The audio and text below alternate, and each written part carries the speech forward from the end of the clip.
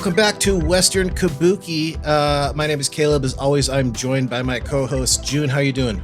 I'm doing great. I'm ready to learn about the law and justice and order. Going to law school. Yeah. Hell yeah. Alex, how are you doing? I'm good. In all sincerity, I'm really excited for this episode. I'm really stoked. Same. It's going to be a good one. On that note, we are joined by, lawyer, of course, but how else can we describe Mark Bankston? Enemy of our enemy, so to speak. Been a frequent guest on Knowledge Fight, another great podcast that I'm sure most of you are familiar with. And legal extraordinaire. Mark, how are you doing? Man, I couldn't be better. I'm glad you joined the gang tonight. Awesome. So I think the plan, as we were just discussing right before we started recording, is just to go over a couple of the suits that you've recently been involved with, and some ones that you are currently working on, and some ones in the future potentially. So we're talking about, right before we started recording, the Alex Jones lawsuit. I'm sure most people were familiar with what a fucking clown show that was.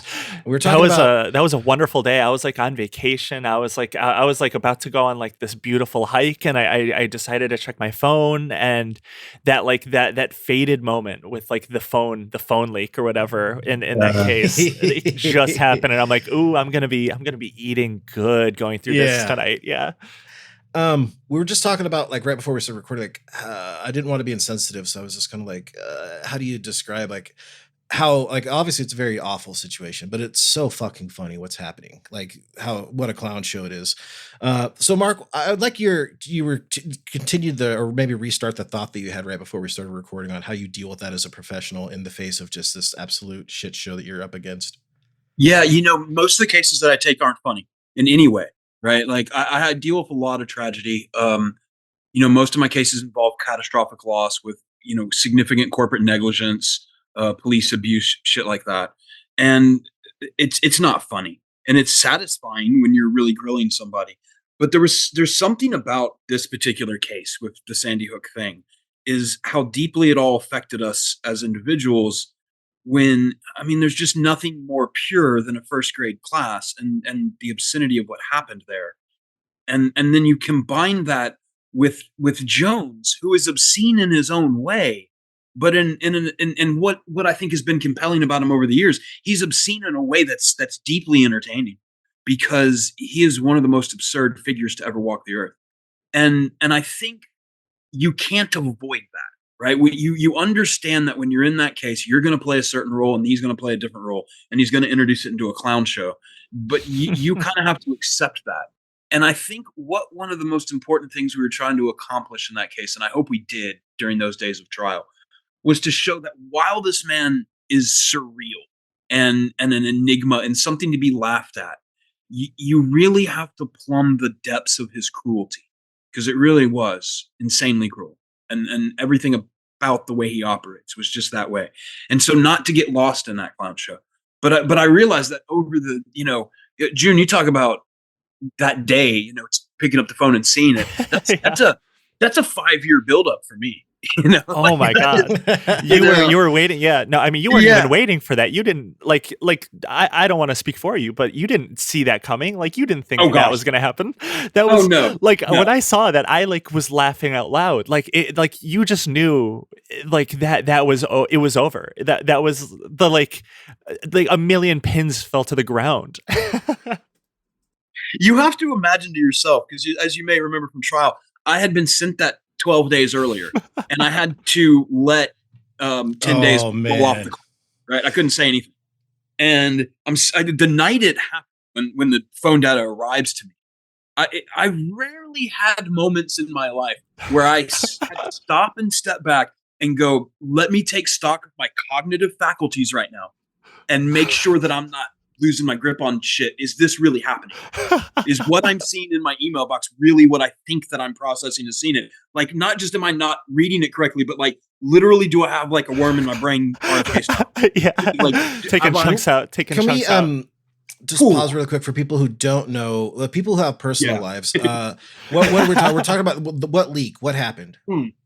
So what happened, and this is a good way to set it up, is that throughout the case in a lawsuit in civil court, you're allowed discovery. And what that means is that I can serve requests that have to get answered. And one of those requests to produce documents to me is every text message that man had over that period that mentioned Sandy Hook, right? And of course they respond, they don't have any. And I take Jones's testimony throughout the case. I've spent 12 hours in a room with that man over 3 different depositions. And I've asked him, like, how do you know you don't have any? I went and I searched the phone. I did the little search on the phone. I did, all this about how he personally did it, right? Flash forward to the time of trial, about 12 days before trial, their attorney in the case had sent me a link, intending to send me a link to certain materials I think they were supposed to want to get me. And actually what he sent me was the entire contents of the defendant's working file from the previous defense law. And included within this 364 gigabytes full of material was a file at the very top. Luckily, Alex has a name that starts with A that says Alex Jones full phone upload.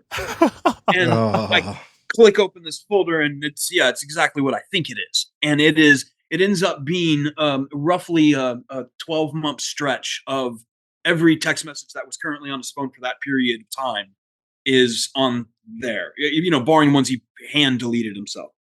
And so when that happened, what's bizarre about this is I informed the other attorney, because you have to do that in court. If you're inadvertently produce something, you have to give them notice. And if they have 10 days where they can assert privilege over certain material, stuff between him and his attorney, stuff between him and his wife, between him and his priest, a doctor, anything like that. And they didn't. Over those 10 days, they didn't say anything. What they just said was, "Oh yeah, whoopsie, please disregard," and then sent me a different link. Right? And please disregard for the lay people out there has no legal effect whatsoever. Legal duty. So you had some top-notch lawyers on the case. Yeah, exactly. Yeah. Like that would be me if I was a lawyer. I would be like, just ignore this detail. We're not talking about this one. We're done here. Yeah. You mentioned before we started recording that his attorney was a host on InfoWars. Oh, I'll go even better than that. At some point in the case, at the very beginning, he had like a pretty bog standard commercial defense lawyer, and that guy hightailed it out of the case very quickly and withdrew from the case. And he had to get a replacement lawyer, and so some of the people who are more terminally online, like I am, may know of Robert Barnes, who is a sort of like mega attorney guy who's a self promoter online, and like I don't know, he's a very strange dude. And he actually started hosting an InfoWars show during that time period. And he's still on InfoWars all the time. And he appeared as the attorney. So here I am in the case against InfoWars being represented by an InfoWars personality. Like, it doesn't get better than that. And it actually turns out at the time of trial, if you go back and you watch these, like I'll just plug it right now. It's a really good watch. If anybody has HBO Max, Truth versus Alex Jones is a really tight 2-hour recap of the trial. But you can watch the whole thing on Law and Crime.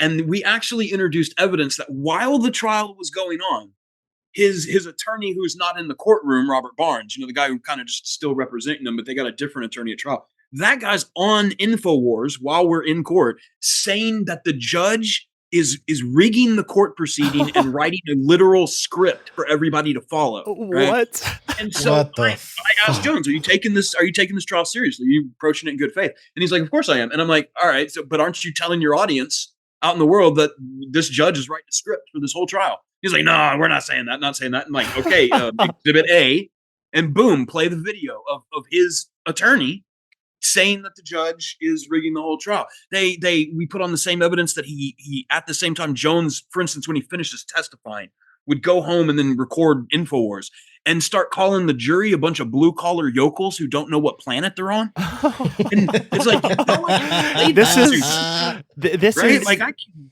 play that to them. And yeah, he called the judge, said the judge was working with pedophiles, put up a picture of the judge on fire. I mean, like say what you will about Alex Jones, at least he's loyal to his crew. He's like, okay, you get a show, you represent me in court, I got your back. How do you you're not loyal fire to me, that I'm fucking loyal guy to you. after that? Yeah. Oh my god! Because he's loyal. He's like he runs InfoWars like the mafia, and I kind of respect it. Well, also no such thing as fake friends. Right? Like Vito Corleone knows that Tom Hagen knows where the bodies are buried, right? So when you're a Jones type figure, you have to be a little careful with your lawyers, right? Your lawyer could turn on you in a dime, and that's the kind of thing we were seeing there. It was really an experience to see that Jones can't turn off the content faucet, right? Like he even knowing that his entire thing is on the line, he can't stop making content. Yeah, so he's so content brained. I love it. So Icarus, but dumber. Yeah, everybody always calls attention to when he says it was a Perry Mason moment, right? Like that's their thing. So this is your Perry Mason moment, and this is because when Jones knew at the instant that he knew that I possessed his entire cell phone, which had to be terrifying, that his entire case was probably going down, he could not help but stop in that moment and recognize that's good content. He was like, dude, good content. I know what you're doing. I mean, he was successful for a reason for this long, you know? Like he knows what he's doing.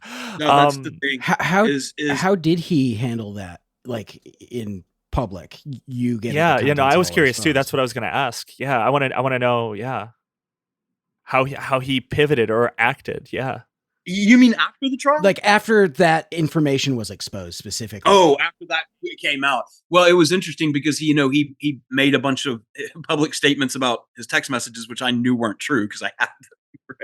Right? But essentially, it was funny because everybody in his orbit was freaking out about it. Roger Stone was saying that he should sue his own defense lawyer, and it was wild because this defense lawyer, who's a criminal defense lawyer in the Houston area, he actually used to work back in like 2008 for Eric Holder in the Justice Department. So Stone is so conspiracy brain that he thinks that Eric Holder and Hillary Clinton set up this lawyer to leak the text messages, right? So he's yelling to sue.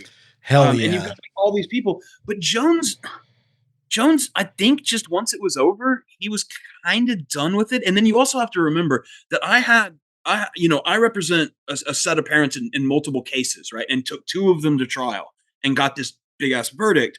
And then Jones has to march up to Connecticut and face 14 parents, right? Like in a trial within 2 weeks. And then he knows after that, if he doesn't declare bankruptcy, I've still got 2 more cases against him, right? So he's facing a death march. And at that point, he really did, his brain broke.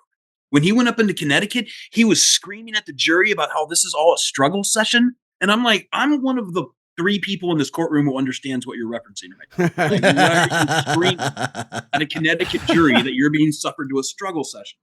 And like, it was really bad. And ever since then, I don't know if y'all saw, he did interviews afterwards where he was like screaming, like, I killed the kids. Oh yeah. No, I didn't. My God. He did an interview he did an interview with Andrew, what's his name from All Gas No Breaks? Callahan. Yeah. Andrew Callahan. And he was like, he was basically saying, like, don't you feel any responsibility for it? And his response was like, I'm responsible for the deaths of all those children. I killed all those kids. Like, he's being sarcastic, but in just a characteristically ghoulish Alex Jones kind of way that somehow still manages to victimize the families that he's been victimizing for years. Like, it's still after he lost too. That's what's astonishing. He's still going. Well, what's wild is Andrew caught him on a hot mic. Like the end of that, end of that finishes with him going, I can't do this anymore. I'm leaving. I'm getting out of here. And then he walks off the stage. And then he's backstage and you hear him talking to some InfoWars guys like, how'd you like that? How'd you think that was good? You like that? And the guy was like, I don't know, man. I hear what you're saying, but that was fucked up, man. That was really fucked up. He's like, I don't care. I don't care anymore, man. I don't care. And oh my God. Jesus Christ. Which is exactly why he can't go to trial again. Like that's the problem is like the resolution of the case now requires some sort of mediated bankruptcy resolution rather than just him being in court for the rest of his life, which is what I would like to just see him having to face a trial every day. That would be the most entertaining thing I could imagine. But it's not like a lot of people know about the story of Lenny Posner and Veronique De La Rosa and their son Noah, and about how Lenny was like the first parent who started like to try to fight back against this stuff. And these conspiracy people came after his life. There's people in federal prison for stalking him and trying to kill him and stuff. And they'll never have their story told publicly in the same way, right? Like that's just not going to happen. But I do feel like I look back at what Jones was in say 2018 and like when he was kind of at the height of his powers, and he was actually a fairly scary figure. And today I feel like he's been, for most practical purposes, utterly defanged. Yeah, it's interesting. A lot of like the like mid 2010s like media figures of like the crazy right wing, like him, like Milo Yiannopoulos, it seems like all of them are basically dead and like buried and not just relevant at all. And now we have like a new era of these like freaks, a totally different era. Yeah, and they're you can just print them out of a factory. You don't need to have them be long lasting. Yeah. You can have like an Ali Alexander who's just chasing around and fondling every little groper he finds, right? Like, it doesn't matter because you got a factory of them. You can just ship them right out. And so like that's kind of what disturbs me about like a Crowder figure, right? Who was poised to get this $50 million contract, but like now is teetering on the edge of irrelevance, is that there's just a big machine out now to prop these little things, these little people up. And it's there isn't a nexus to attack it at. And that's it's just getting gross. I mean, I confess I have this like weird fascination with the right-wing weirdos. Like, we all do. Like we all online, do. I don't even know how you call them, like micro influencers or whatever, but like, oh God, I trade them around like trading cards. I want another batting average in this, all that. You know, I'm curious, like, as an attorney, how do you approach the families and say like, hey, I want to take your case? Because it must be a really delicate conversation to have. You don't. That's not how it works, because actually what you're describing is called barratry. Interesting. And I cannot go to a client and say, I want to represent you. I can write them. I can send them a letter and do that, but I'm not that kind of lawyer. I'm not a lawyer who puts things on a billboard or does, like, cases come to me. And typically that's either through other attorneys who will, you got family, right, who has been devastated by a defective product. And we have experts, like we're a firm who can handle that, right? We've been through that before. And some guy down in Encino, California, who handles wills for this family, they come to him and he doesn't know shit about how to do this. He looks it up and figures out, hey, we're a good person. That's how they come to us. This one was different though. The InfoWars one was a little different, because what happened here is, and I don't know if y'all are even familiar with the story. I think a lot of more people should be. There was a young man named Marcel Fontaine, and he was falsely accused by InfoWars of being the Parkland shooter. When that happened, they put his picture out everywhere. Yes, I do remember this. Yes, Jesus Christ. Yeah. And the thing about Marcel is he's a comrade. He's a PSL, not DSA. Like, he's Party for Socialism and Liberation. He was a legit third world Maoist, right? Okay. He is like a real commie. And he was wearing that shirt, and I have one. I was even going to wear it tonight. It's the shirt with Mao and Lenin and Castro, and they're all like partying with party hats and solo cups, and one, like, Marx has a lampshade on his head. And so it's like a visual pun on Communist Party, right? And he's wearing this shirt in this picture. And what happened is some chuds started making fun of him on 4chan. And this was days before Parkland happened. So then when Parkland happens, somebody on 4chan spreads it around that he's the shooter. InfoWars runs with it, and then that causes it to spill out to basically everywhere. And this poor kid just got, it was, the other thing too, okay, is that Marcel, he was autistic, and to suddenly have your face exposed as a mass murderer, it was not okay. Like, he did not handle it well. Right. Sure. And nobody would. Yeah, absolutely not. Especially to an audience of like crazy psychopaths that don't live in this world, like the same reality. Yeah. They figured out, listen, June, they figured out that he worked at the Palladium, which is a music venue in Worcester. Right. And they were people were convinced, even after Nicholas Cruz was named, that he's some sort of crisis actor or CIA plant, commie plant, Antifa, whatever. Right. And they're like, we're going to come to the Palladium and get you. So like this, Marcel didn't leave their home for 3-4 weeks after this happened. Yeah, no, that's terrifying. Yeah. And the other thing is Marcel was, is non-binary and in so many ways iconoclastic, already autistic, and a communist, right? Like, in a certain community is very welcomed, but outside of that community is at threat. Right? Sure, really horrible. And so, okay, all this happens, and it just so happens that at this time, I'm obviously involved in a lot of labor stuff, labor law, things like this. I'm a radical myself. Marcel, when we first met, we got put in touch by a mutual friend. he came to a mutual friend and said, "Hey, I'm looking for a lawyer I can trust." And the thing is if you're a PSL member, you don't trust many people with time. Right. No, that's probably like in the platform. Yeah. Yeah. And and I'm sitting here and talking, I'm introducing myself to him and he's talking to me and he's talking to me like, "Hey, I just want you to know it's not like a joke shirt. I'm really a communist." And I'm like, "No problem, man. Me too, man. I'm in DSA." And he's like, no, quiet liberal. You are not a communist. And in fact, you soft rev people. No, we don't get along with you. Like, explained all this to me. And he was like, you want to help my case, but first we have to do some leftist infighting. Oh yes, we had to do a struggle session. Speaking of struggle sessions, had to do a struggle session. Yeah, some leftist infighting had to happen. Eventually, within that night of talking, we became really close. And then he brought the first, defamation challenge against Alex Jones. Like, I brought that for him. And when that happened, the next day, my phone's ringing off the hook. Everybody wants to bring cases, but on the stupidest, craziest shit you've ever heard. Somebody wants to sue Old Milwaukee because they don't use the right kind of water, right? Just calling them out, ringing it up. Then my paralegal, after a full day of this bullshit, comes to me and he's like, he's got another call. And I'm even rolling my eyes when he walks in the office. And he says, "Hey, I've got this guy here on the phone. His name is Neil Heslin. He says his son was killed at Sandy Hook and Alex Jones is messing with him." And I was like, "Get him on the phone right now. Get him back on the phone." And my first conversation with Neil Heslin was it was emotional because, look, this is part of why I hate some of these deniers so much. You can't talk to this man for more than 5 minutes and you understand he's one of the most genuine human beings you'll ever meet, and it's like, fuck you for doing this to these families. And he said, "Look, man, we've been looking for somebody to do it, but nobody's really sure how to do it or if they'll take on Jones or if it's worth it. We didn't know if we collect anything, And he said, "Would you do it?" And I, at the time I was doing the Fontaine case just to fuck around, right? Like, we got a pretty lucrative, good little Robin Hood practice going here with products liability and corporate negligence. Why not just float this case kind of pro bono?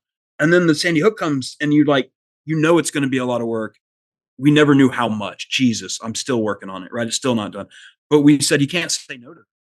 Like, who could say no to that? Someone had to do it, I think. It was just a matter of time. That's right. Somebody had to do it many times, apparently. And there's this part of me that thinks, gosh, I have these weird little regrets of if those parents had been able to find a lawyer who was ready to go and had done this, say, in 2015, right? Is there a different trajectory to the world if that happens? A little bit different about or is this toothpaste that was never going back in the tube? I can't ever decide, because I know that a lot of people looked at me when I brought this case and were like, "Oh, plaintiffs' lawyers are going to save us from fake news," and I was like, "That's not what's happening here." So don't. We know that the fake news is a symptom of something completely different, and I'm not going to solve that by suing the people doing it into oblivion. That's not how this is going to happen. But I do think that maybe if we had shut down Jones a little earlier, some things would be different. I don't know. I don't want to second guess it. Yeah, it's hard to say on something. So it's one of those things you can't put all on yourself. Like, oh, if we all just post better, we'll have the revolution. It's like, no, that's. I don't know, June. You post pretty well. Oh, thank you. Yeah, yes. Well, maybe I'll. Seriously, I gotta give a shout out for the show. You might be my favorite poster right now. I will say that there's been a lot of attrition in the post Elon days, but you are, I think, now in pole position. No, people are losing their minds for good reason in the world these days. Due a lot due to Elon, a lot due to a lot of the people he's kind of bringing on. And speaking of Elon, I know you can't talk too much about this case right now, but you're involved in a case with him right now, right? Boy, am I! Yeah. Do you want to talk about that one? Let me introduce y'all to that one. For those of y'all who haven't seen, I'm sure as y'all have known that one of the problems of being a right-wing tastemaker these days is how do you deal with the really vulgar and embarrassing public incidents involving your rabid, insane fan base, right? When they do weird reactionary Nazi stuff in public. And ever since, say, January 6th, a big strategy has been, it was actually Antifa who was doing it. It wasn't actually a bunch of Nazis. That's been the move for a little while now. Yeah, you're right. Yeah. It's always state actors. It's a false flag. It's like an Alex Jones type false flag, but in a different vein now. Bingo, exactly. And it's interesting. Before I even get into the facts of this, I'll let you know I brought on Mike Rothschild, one of our most foremost nation's conspiracy theory experts, to give testimony to the court about this specific brand of false flag. And it's become even more specialized. And what I'm talking about now is this idea that anytime that there is a collection of people like Patriot Front or a group of street Nazis who are doing something, now the go-to move is those are actually Soros-funded Antifa plants under the direction of federal agents who are orchestrating mayhem in the name of white supremacy to discredit the right-wing movement and scare Americans. That's the formula, right? Like that is it. However, have you considered his last name is Rothschild? Curious. I don't know. Some points are being made. I don't know. I also the former editor of Snopes back in the day who's been running Truth or Fiction for years, Brooke Binkowski, is also one of our experts. And I was really proud that we have an all-Jewish Avengers all-star team of experts. that would drive a specific type of person very crazy.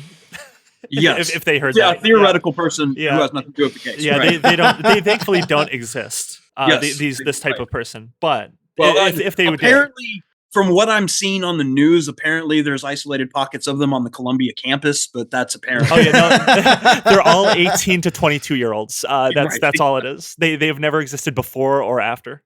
All right, so audience, I think, is up to speed on this idea of this particular conspiracy theory. On back last May, up in Portland during Pride Night, a bunch of right-wing groups came to crash the celebration, and this, there's this.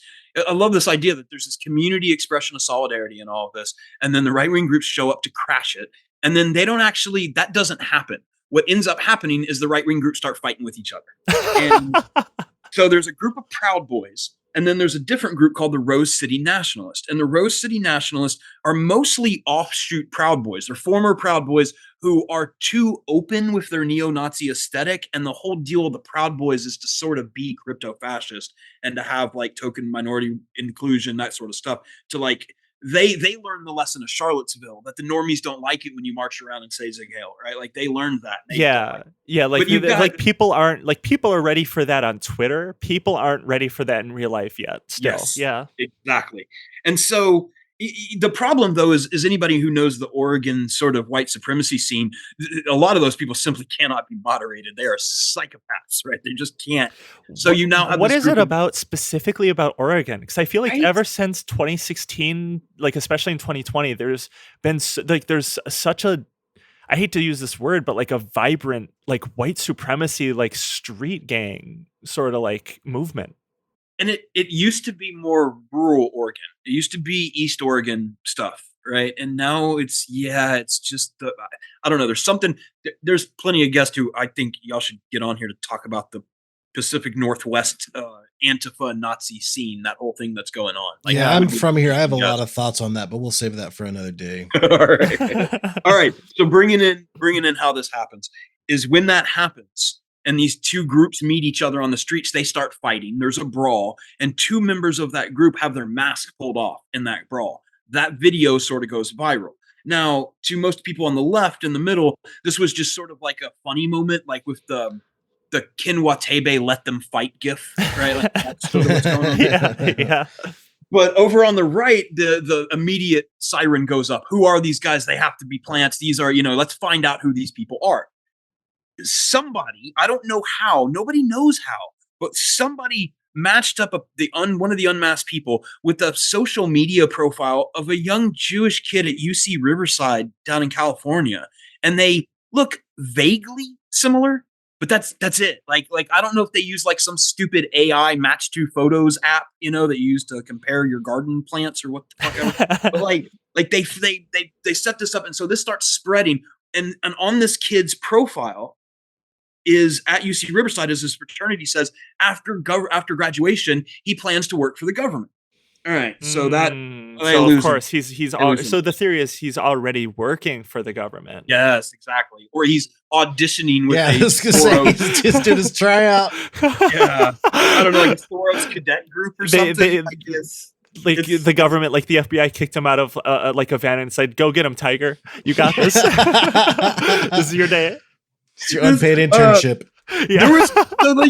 That's literally what they're thinking. And so, God damn, I love these idiots so much. Like, I hate them, but I love the way that their brains work. Yeah, I know. That's the whole thing. So y'all are gonna lose it over this next part. Okay, so somebody makes a post about this and like, hey, who are these people? And then there's a person, and no, then Elon Musk responds and says, who is this unmasked person? Right? And then you love this username, Doge accept, right? Like some Dogecoin account replies to it and says, here's one of them. They reply with another account called Dr. Frenzer, which if you're as deep in this shit as I am, then you know, like in Groyper culture, they call themselves friends. F-R-E-N. Friends. Yeah, because they have to use a little goo goo gaga baby talk with their racist frogs when they're playing dolls with images. Yeah. Yeah, they you don't understand. You have to talk like a baby to be a fascist. And then yes, that is the new lingua franca of fascism is baby talk. So then this person, Dr. Frenzer, has a tweet saying, "Oh my God, they're so busted," and posts pictures of the unmasked guy and my client Ben Brody's Instagram profile from his college, right? And Elon Musk replies to it, and he does it in like characteristic, like, wow. Wow. Yeah, like it's, one of those kind of things. I'm not even sure which one he did.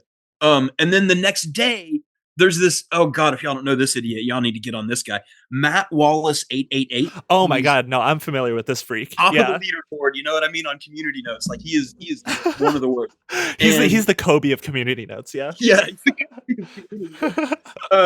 He is, so he posted too, and Elon says always remove their masks, right? So right up to that point, he's done. It's pretty bad what he's doing, but it's not actually technically defamatory. He's just promoting somebody else's defamation, right? Like it's nasty, but you can't get him. This is his typical MO, right? Like to elevate stuff. It's a nasty thing, but it's not against the law, right? So the next day, I don't know if y'all are familiar with Zero Hedge, but Zero Hedge posted. Sure am.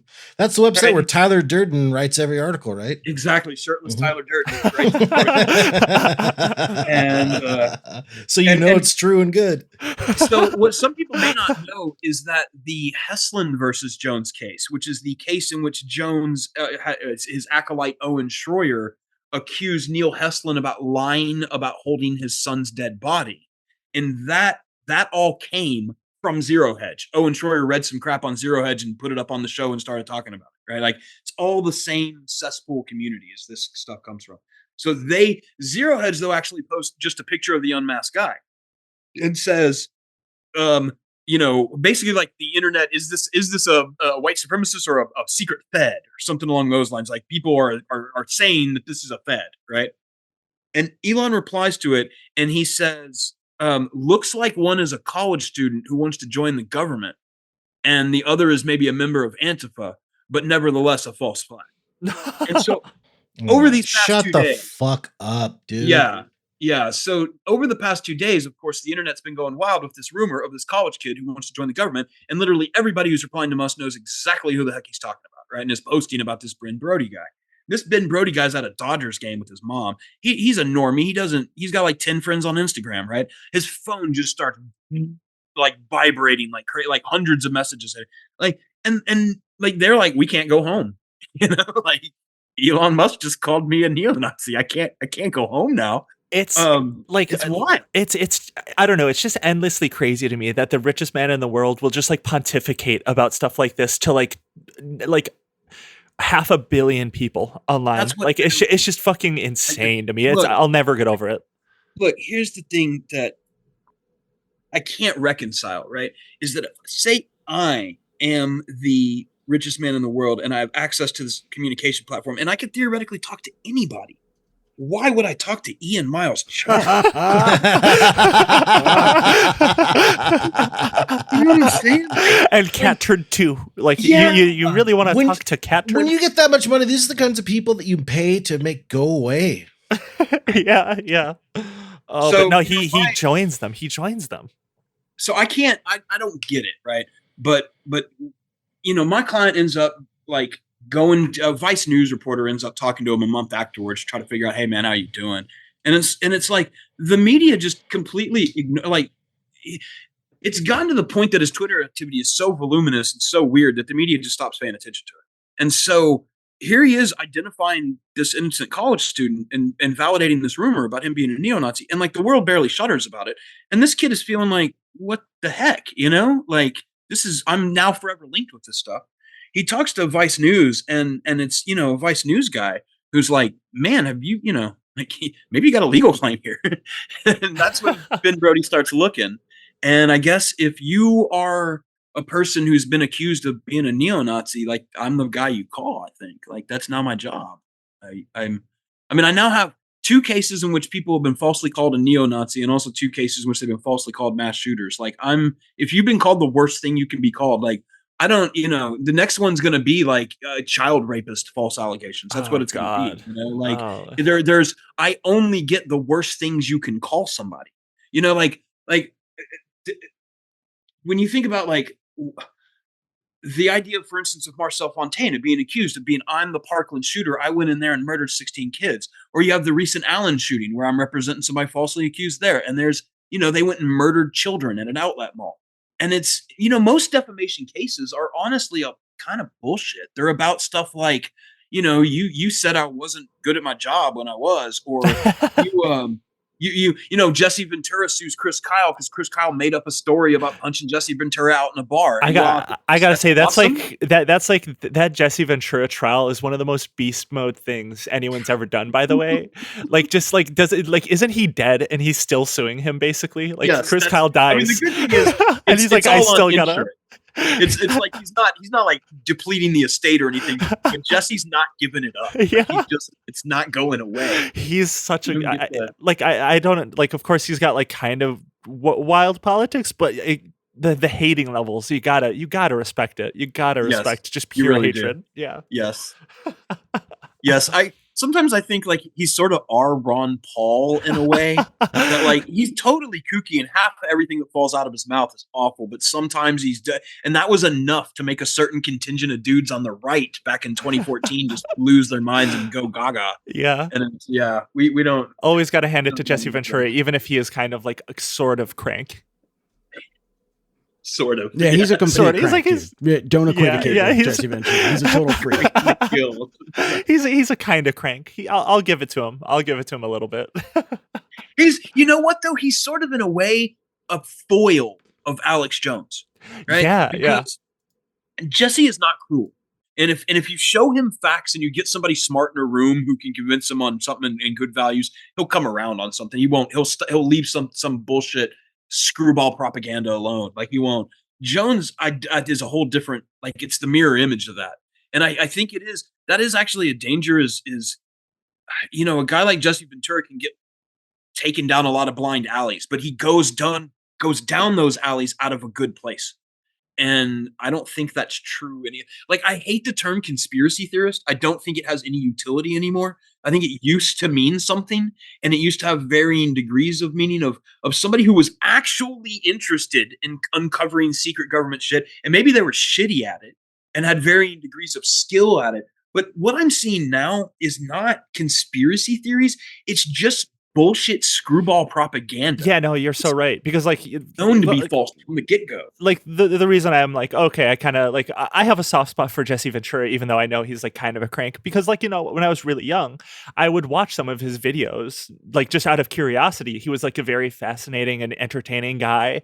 He would kind of take on these like sort of kooky things. But you're right. It wasn't like how people do it these days, where they're just like, oh, like people these days will just do like, oh, I'm just asking questions about the triple parentheses, I mean Jews. But like he would like, actually, you're right, take it in good faith. But today it is just propaganda. It's like the red pill, like it's a constant red pill. Like a conspiracy theorist these days, like it's a red pill like journey for them. Are y'all familiar with Dom Lucra? Yeah. We talked about friend of the pod. Cool. Friend of the pod for sure. Yeah. Because the other day I saw him post about Frazzle Drip, which is another reference. Yes, that's a deep cut. Wait, okay, what's Frazzle? What is all right, this? So yeah, here, let one of Forbes' top 200 lawyers in America explain to you what Frazzle Drip is. Frazzle Drip is a conspiracy theory that posits there is a video available somewhere on the dark web that depicts Hillary Clinton and Huma Abedin mutilating a small child, cutting her face off, eating it, and then sacrificing the child. And they really believe, like, there are some people who really are like so QAnon pilled that they actually believe that's a thing. People swear they saw it. Yeah, they swear they saw it. There's a bunch of fake screenshots out there that have been debunked by some really cool debunkers out there in the world. Like, I love the people who spend so much time pulling apart obvious bullshit because it's just a fun puzzle. But it's all, you know, like, it's weird that you would need to say like it's all bullshit, but like everything about it is calculated bullshit. Like, it's so calculated. And the thing about Dom Lucre is that like a year ago, he was like ranting on about I'm not QAnon and like, you know, y'all are the people who say Frazzle Drip is real and I know it's not. And to, you know, last couple of months, he's just been posting multiple times about Frazzle Drip because he knows it's bullshit. Right? Like, he knows it. And it's not about conspiracy theories anymore. It's about screwball bullshit propaganda. And I can't stand it anymore. Like, that's what I'm really like. I have a major sensitivity towards the idea of the media breaking down on virtually every level that it is, from corporate to the bottom. But there's this part of me that had some like, all right, I'm going to be sensitive to people who are trying to break into new media and they're just shitty at it. And they don't know there needs to be institutional guardrails for accuracy. They don't know any of this shit. They're just fucking trying. And now they think they're a fucking journalist because they're posting on Twitter. But a guy like Don Lucre isn't doing any of that. He's an active mayhem agent. And that pisses me off to a level that I can't fully wrap my head around, because I know how much money that's making too for a lot of these people. Yeah, and that's the thing is, did you see, I'm sure you probably did, his Crown Heights Synagogue quote unquote documentary? Quote unquote. Yeah. If you watch even a minute of that, he knows exactly I watched what he's doing. A few minutes of it, and yeah, it's so craven. Like, it's just so like, and that's the problem, is you don't even have to hide that, because most of his audience will never be able to detect how insincere he is. Yeah, and that's I feel like when he posted the CP, right? Yeah, like that he was doing that to trigger the weird psychosexual damage that his audience currently carries. And like, ugh, gross. Everything about him is gross. Yeah, no, he is one of the like bigger freaks that's come up in a while, and like going back to like Elon and like the like society, like this weird right wing push that pretty much every social media space is now kind of seeing, is like when Elon first took over Twitter. I'm sure you guys remember him kind of being like, oh, we're gonna unleash the what do you call it, the like town square, like this is going to be the free speech town square or whatever. And really what that means is all of these people, all these right-wing conspiracy theory weirdos, can now just say whatever they want and now also make money because they're citizen journalists. They're You're right. not just conspiracy theory freaks. They're air quote citizen journalists. And that's why like Alex Jones is now back on Twitter. So is that neo-Nazi that just came back the other day, Nick Fuentes. It's like all of these like insane. Who, by the way, if you are not yet blocked by Nick Fuentes, there's a real fast way to get this to happen. Just ask him if he shit his pants in high school while he was running in gym. Just ask. That's it. I'll ask him. I'm not saying that he shit his pants. I'm saying just ask him. What is the deal with right-wing media people getting accused of shitting their pants? I feel like it happens a lot, or at least twice. Caitlin Bennett too. Yeah, Caitlin Bennett was also, and then wasn't Charlie Kirk, like, wasn't he involved in like a TPUSA group that had like a diaper thing guy? Where he wore a diaper. Yeah. Oh, diaper guy. Yeah. Where he put himself in the playpen and put on the tie. Oh my god, I forgot all about that. Yeah. Yep. Wow. Yeah. These people are just all insane. I don't know. Holy there's shit. just so much psychosexual shit going on in our politics right now, and like there is, yeah. Deal with that, and obviously that's why so much of the gender liberation and secular modernist approach to sexuality is so goddamn threatening in our politics right now. Like, it's just awful. For that reason, and I'm seeing that even in the right-wing propaganda sphere. Like the Nazi sphere that I kind of dip my fingers in is overlapping very, very much with the gender sexuality freak out. Like, those two things are going very much hand in hand. and that's disturbing. Yeah, no, it is. I mean, it makes sense though from their perspective because gender liberation runs counter to the traditionalist like world and mindset. Like it is the exact counter to their sort of agenda for the world. So yeah, they do see it as like the biggest threat or one of the bigger threats, like culturally. Yeah. Yeah, well, I mean, they're having a problem juggling that right now with a lot of ethnic freak out, right? Oh, the yeah. idea of thinking that their whiteness means something or has some sort of permanence in the world or something like that. Yeah. But like, I see it coming more and more strongly of this idea of so many of the authoritarian, brutish, and cruel reactions to the way the world is heading in the late stages of empire. Like those are making they're rearing their heads gender and sexuality issues in ways I didn't quite expect. Like I wouldn't have expected certain political people to be as involved in that as they are. And I'm seeing, of course, we see that with Musk and what he posts about. He's obviously very, very he's so concerned interested about it. Yeah, I don't know how you describe his enthusiasm for wanting to talk about gender issues, but it's there's obviously a lot of enthusiasm to talk about gender issues and about race and people's race and where they're going. Yeah, and like population birth rates. Yeah, that's like a big one from birth too. rate stuff, right? Like that all ties together. So that brought him into somebody like Chaya Raichek's orbit, right? And that's somebody also who I am screaming from the roof everywhere, like, put the words on the street. She's on my list, right? If she's gonna mess up. You heard it here first. Holy shit! Yeah, she's put the word on the street, folks. I'm coming for Chaya if she messes up, because I think she will. I think the way in which she does things is so messy that eventually there's a substantial likelihood that she is going to really recklessly defame somebody, say something really false about somebody, and she doesn't have any assets, of course, but I don't care. We're fine. We're doing great, right? I mean, that's the thing, is we self-fund everything we do. Like just to let me back up, if you don't mind, giving just like a explainer to your audience how plaintiff's law works, right? Because I think this message needs to get out, is that people think you need a lawyer, you need to go hire them and give them money, right?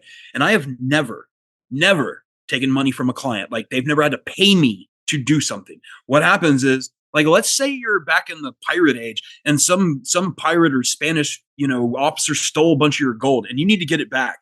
And I will go try to get it back for you. And if my ship goes and sinks while I try to go and get it back, like that's it. You're out nothing, right? It's that same contingency type agreement. I have to pay for the guns to get on the ship.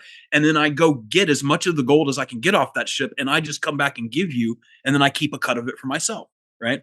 And most plaintiffs' lawyers in this country do that at about a rate of a third, right? Because they got to pay for the expenses on what they do. And they get you back way more than you would never have an attorney, right? In most cases. Now, in small cases, people get taken advantage of. But the deal with a person like Chaya Raichek is that because she has no significant assets to speak of, she's worth nothing to a pirate. Right? If a pirate wants to go out into the ocean and take her ship, there's no reward for that, and there's only risk. It's very hard to find somebody who's going to want to take a case on like that. You just need that straight up bloodlust, huh? Yeah, exactly. That's what I've got at this point, right? It really is. We have gotten to a point that's pretty successful in our careers. We've gotten very fantastic verdicts for people who've completely changed their lives. You don't know what it's like to walk up to a family who has a paralyzed girl and say, "Here's $45 million." Right? Your life is different now. Right? That is insanely amazing. Yeah. Once you start doing that, and look, because me and the guys I work with, I got 5 partners with me, and we're all relatively young guys, and we have we don't have rich taste. We find that obscene, right? And so like we are looking not to collect a bunch of money, which we have. We're looking to fund more stuff that we're taking more and more cases where the payoff isn't there, because the sad part about the legal system is people are their rights and their injuries are transgressed against all the time. And if there's not profit motive, if there isn't capitalistic profit motive in liberating their interests just simply don't get liberated.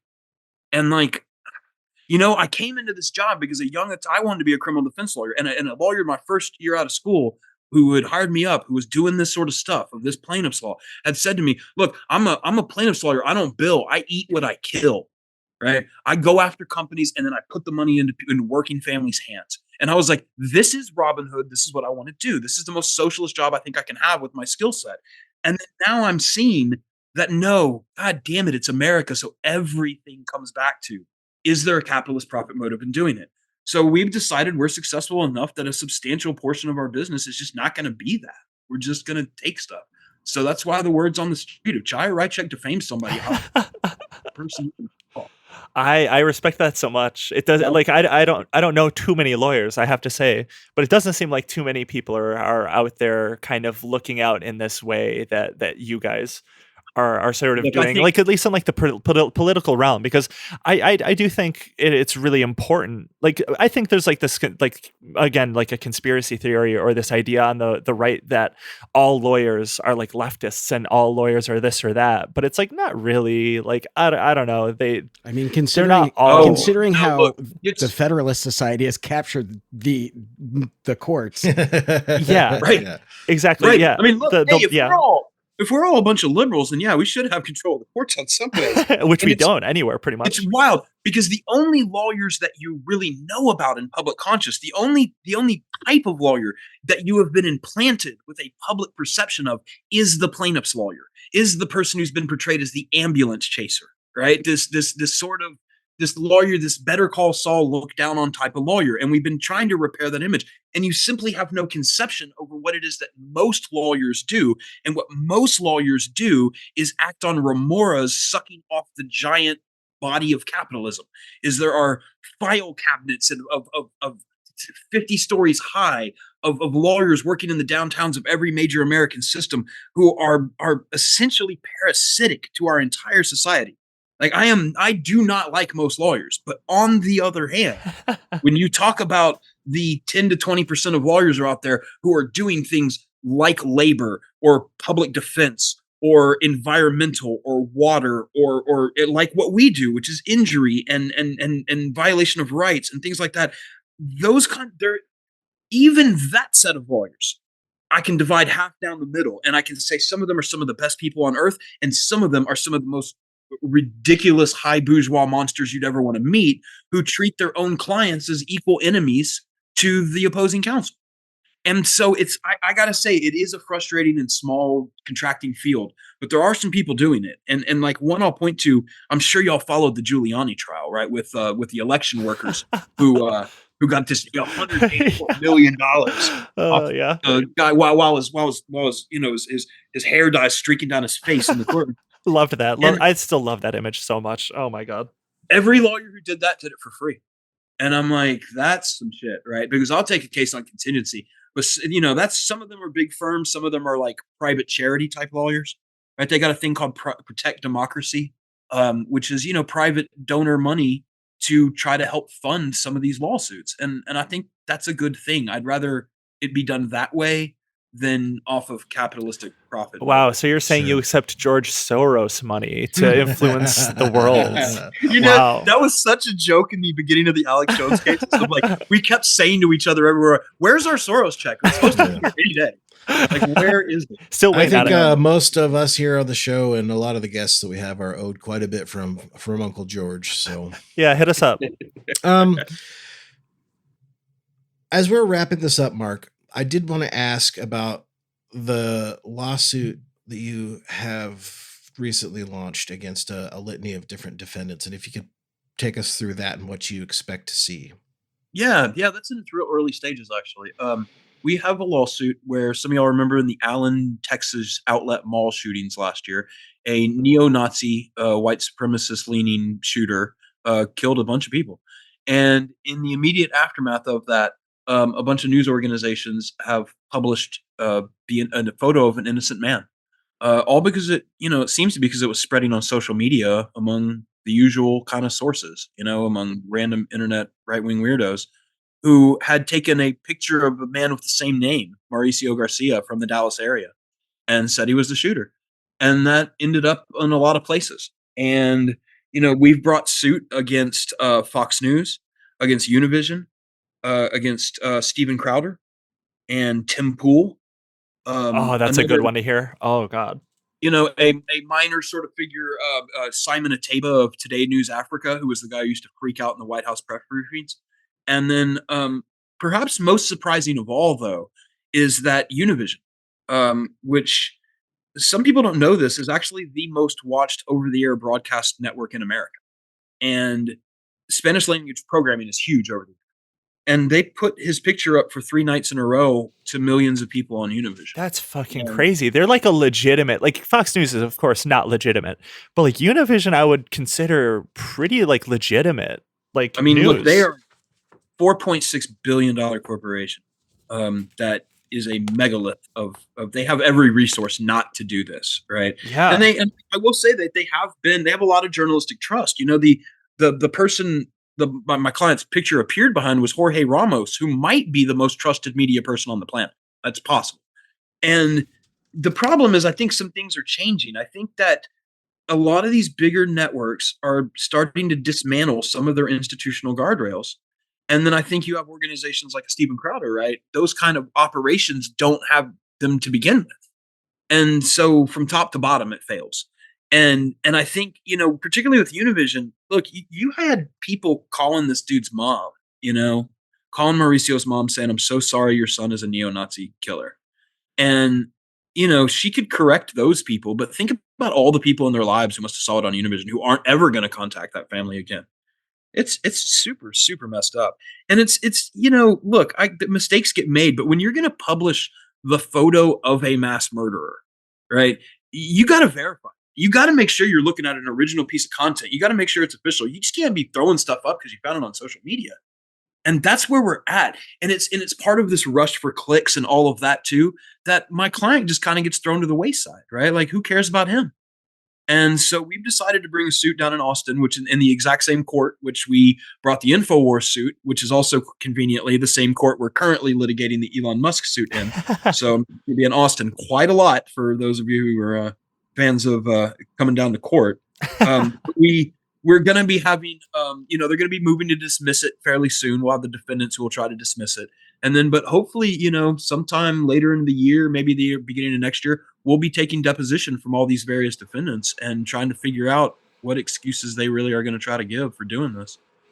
So it's a pretty exciting case. That is really exciting. Yeah, no, hearing Tim Pool specifically and Steven Crowder involved in that, oh, it's juicy. Oh, it's so juicy. Well, Mark, I had sent, when you sent that to me, I joked about whether or not Tim would wear his formal you just beanie took to my. court. I was just about to ask that. God damn it! Yeah, we saw pictures recently of him in a suit wearing the beanie still. So we have the answer. He has a formal beanie. He has. I love that. He has a formal beanie. Aw. Well, look, folks, I practice down in Texas, so seeing a cowboy hat in a deposition ain't uncommon. And I've seen some various headwear over the years. So it wouldn't be a first. Like, I would put it that, like, it wouldn't be so. A lot of judges won't allow that. I think it would be so funny if the judges like, yeah, not in a courtroom. We're gonna finally see him. We're finally gonna see no beanie Tim Pool. That's gonna be a sweet day. Look, folks, I don't want to make you know, like, we've brought the case and it's early. Obviously, my goal is not to go to trial, right? You don't want to drag your client through 2.5 years, maybe more. You know, depending, like InfoWars was damn near 4 to get them to trial. And, you know, there's a lot of expense there. And look, like, for instance, the InfoWars trial, and I like to be transparent about what these things cost, right? And about the amount of court transcripts you're paying for, court reporters, experts, all this sort of stuff. To get the InfoWars case to trial took close to $1 million. Okay. And the thing about that is luckily in that case, Jones ended up paying all of it in discovery sanctions. Like, he got fined over the course of the case to the tune of $1.2 million. So he all of that was Jones's money. We were playing on house money for that entire case. But to get a guy like Mauricio to trial, that's $500,000, right? And if you can get these defendants to admit what they've done and to settle on good terms with him, that's obviously your goal as a plaintiff's lawyer. Your goal is not to create a trial where you don't have to create one. Right. Makes sense. But then again, that's how I do things when I'm dealing with Ford Motor Company or 3M or something like that. And they've got insurance and they got smart lawyers and they resolve cases that need to get resolved. My experience so far in the world of right-wing disinformation is that cases are difficult to settle. And so we'll see. They also don't have smart lawyers, it seems. Yeah. Well, for the sake of your client, I hope it does not go to trial. But if it does, you know, we'll all be rooting for the moment. Yeah. One final question, just specifically about the Elon Musk case. Where would you say that one is currently? Is it still in discovery? No. So we just had hearings on most. So what we did is we took a deposition. I'm sure a lot of you have seen that. Strangely, they did not take the appropriate steps to keep that protected and confidential. So that is public now. And once that happened, then we had a hearing very recently on Mr. Musk's motion to dismiss, right? And so that's been heard. So we'll have a ruling on that before the end of the month. And that would mean we'd head straight into the heart of discovery in the case. But I do anticipate, given Musk's resources, that he will likely appeal that decision, and we'll probably be looking at a little bit of a delay. But I'd hope that case is sort of along and kicking and getting ready for trial in the 2025 period. That is my hope on that. Gotcha. Mark, is there anything you'd like to plug? I mean, look, I'm a lawyer. If you need a lawyer, I can call me. Better Call Saul. We got our own Better Call Saul. Right. Yeah. No, I'm pretty easy to find on the internet. I do have an X account, but to be honest, my life has been a little crazy recently, both in and out of the courtroom. So I haven't been posting a lot, but I hope to keep everybody updated, just because I think it's fun to post about a case that involves X on X. That seems fun to me. And so I'll do a little bit of that, so you can keep up with me there. And I think you've already mentioned them before, but I'm sure that before the summer's out, and particularly as the InfoWars chapters draw to a close, I'm sure you'll see me on Knowledge Fight again. Can't wait.